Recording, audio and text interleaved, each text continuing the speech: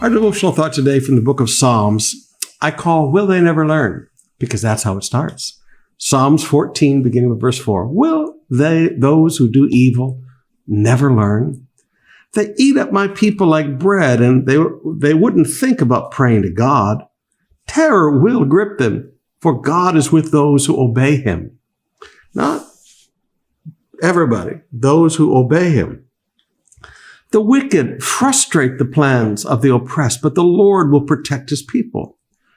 Who will come from Mount Zion to rescue Israel? When the Lord restores his people, Jacob will shout with joy and Israel will rejoice. Now listen to the psalmist. He said, will these people never learn? You know, there are people who do evil, who just want to consume God's people. Just like you eat bread. They don't think anything more of it than eating bread. They think of destroying other people's lives with all of their actions and their words means nothing. It's trivial to them. It's just like eating a piece of bread. He said, and they never think about prayer. You know, that's one of the things you'll learn about people who do evil. They never think about prayer. Prayer is not in their thoughts. Prayer is not in their vocabulary. But he said, won't they ever learn? He said, you're going to have to understand something. He says in verse 6, God will protect his people.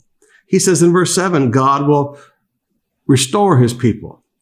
He says in verse 7, God will rescue his people. And he says in verse 7, God's people will rejoice and shout for joy. Now, will they never learn? They're not going to win.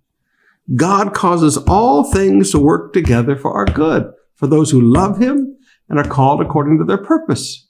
So will those who do evil never learn? You know, they think that they can just destroy people and it's no more different than eating a piece of bread. They think that they never think about prayer. He said, will they never learn? You can't destroy the people of God because God protects, God rescues, God restores, and we will shout for joy.